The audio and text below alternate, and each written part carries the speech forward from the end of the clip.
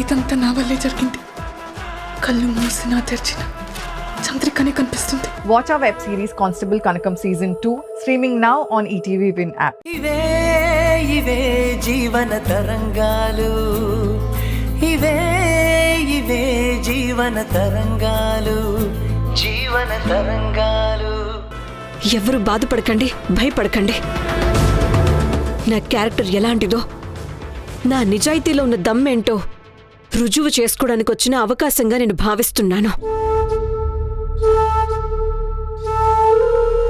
తొందరలోనే నిజాలేంటో బయటపడతాయి. అంతవరకు ఎవ్వరూ అధైర్యపడద్దు. ఈ నేరం మీ మీద మోపిన వాళ్ళు ఎవరైనా సరే బయటికి లాగుతాను. మీరు ధైర్యంగా ఉండండి. నీ నిజాయితీ నిన్ను కష్టాల పాలు చేసింది దేవిక. సిన్సియర్గా డ్యూటీ చేస్తే ఇన్ని అవమానాలు పడాలా? తప్పదక్కా. మంచి చెయ్యాలని చూస్తే కష్టాలే వస్తాయి. ఇలాంటి పరిస్థితి గొప్ప గొప్ప వాళ్ళకే తప్పలేదు. ఇక నేనెంత?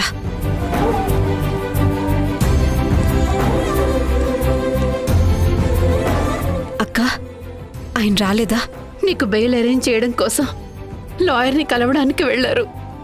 వచ్చేస్తుంటారు. ఇక మాట్లాడింది చాలు, మీ అందరు వెళ్ళిపోండి. మా అమ్మాయితో పాటు మేమంతా ఇక్కడే ఉంటాం. మేము వెళ్ళాం. అమ్మా, అలా అనకూడదు. కళ్యాణ్ బెయిల్ కోసం వెళ్ళాడు కదా, తను రాగానే నేను కూడా వచ్చేస్తాను. మీరు వెళ్ళండి.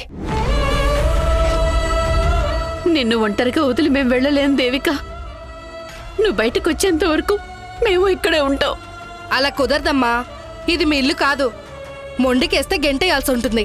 అయ్యో వద్దండి అక్క, ప్లీజ్. నాకేం కాదు.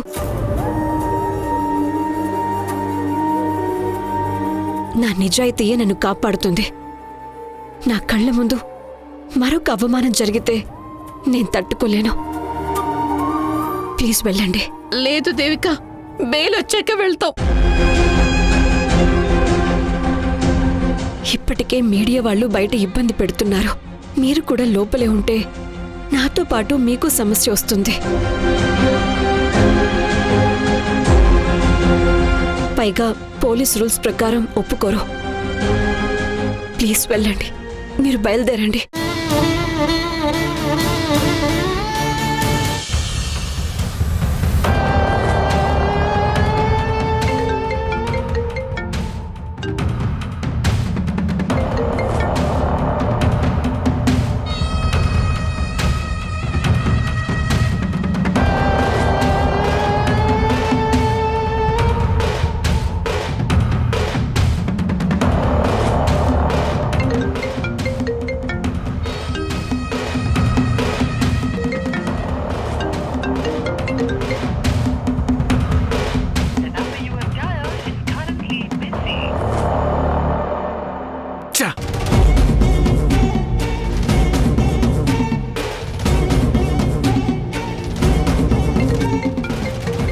అర్థం చేసుకోండి అక్క, ప్లీజ్ వెళ్ళండి. బాధపడకు. నాకేం కాదు. వెళ్ళండి.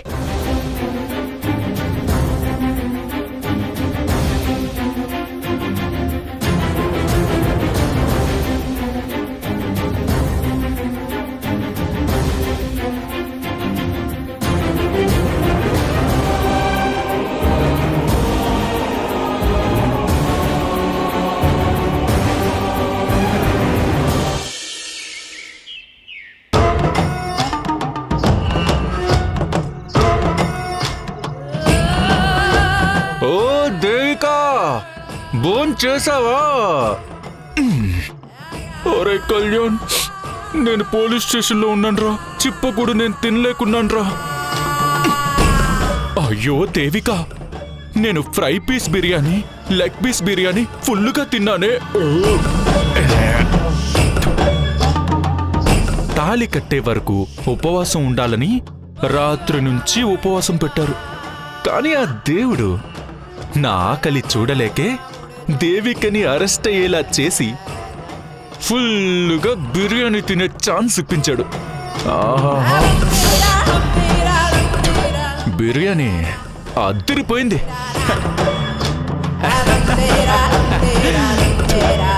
పాపం ఆ దేవికకి బిర్యానీ తినే అదృష్టం లేకుండా పోయింది.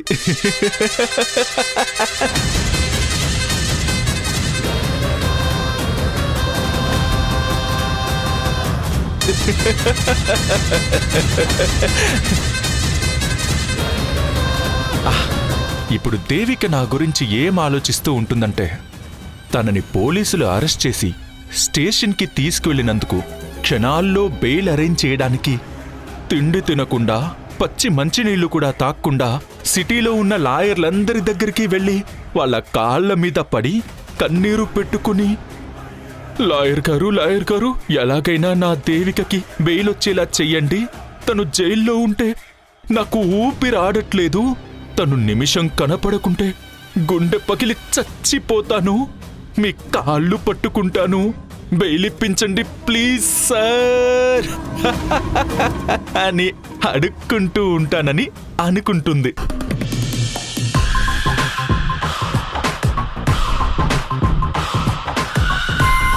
ఇక్కడేమో ఈ కళ్యాణ్ గాడు దేవిక అరెస్ట్ అయిందన్న హ్యాపీ మూడ్లో ఫ్యామిలీ ప్యాక్ బిర్యానీ ఒక్కడే కుమ్మేశాడని పాపం గెస్ చేయలేకపోయి ఉంటుంది.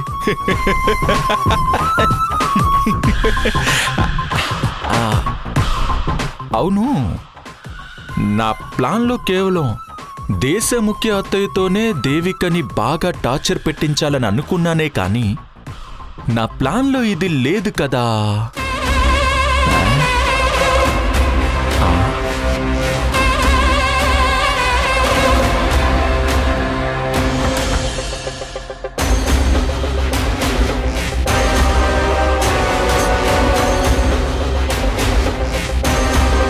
అవును, సడన్ గా పెళ్లిలోకి బ్రీఫ్ కేస్ ఎలా వచ్చింది?